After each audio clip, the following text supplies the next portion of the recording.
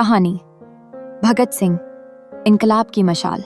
28 सितंबर 1907 को पंजाब के लायलपुर जिले के बंगा गांव में एक ऐसा बालक जन्मा जिसने इतिहास में क्रांति की परिभाषा बदल दी। नाम था भगत सिंह। जिस दिन वह पैदा हुआ, उसके पिता और चाचा जेल से रिहा हुए थे और तभी से जैसे आजादी की आग उसकी रगों में दौड़ने लगी। बचपन में जब जलियांवाला बाग का नरसंहार हुआ, भगत सिंह महज 12 वर्ष का था, लेकिन उस खून से सनी जमीन की मिट्टी को वो बोतल में भर लाया और रोज प्रणाम करने लगा। उस उम्र में भी उसे समझ आ गया था कि गुलामी सहना सबसे बड़ा अपराध है। समय बीता, सोच परिपक्व हुई और भगत सिंह लाहौर के नेशनल कॉलेज में पढ़ाई करने लगा। वहीं उसने मार्क्स, लेनिन, टॉल्स्टॉय, विवेकानंद और भगवद गीता का गहन अध्ययन किया।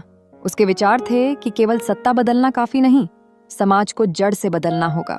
धर्म, जाति और गरीबी के नाम पर जो भेदभाव था, वह भी एक तरह की गुलामी थी जिससे उसे लड़ना था। 1928 में ब्रिटिश सरकार ने जब साइमन कमीशन भेजा तो पूरे देश में विरोध हुआ। लाला लाजपत राय ने लाहौर में इसका नेतृत्व किया। ब्रिटिश अफसर सैंडर्स के लाठी चार्ज से उनकी मृत्यु हो गई। भगत सिंह ने संकल्प लिया कि इसका बदला लिया जाएगा। क्रांति अब शब्द नहीं, कर्म बन गया था।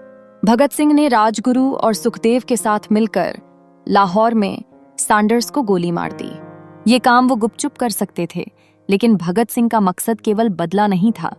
वो संदेश देना चाहता था कि भारत अब डरता नहीं। कुछ समय बाद भगत सिंह और बटुकेश्वर दत्त ने दिल्ली की सेंट्रल असेंबली में बम फेंका।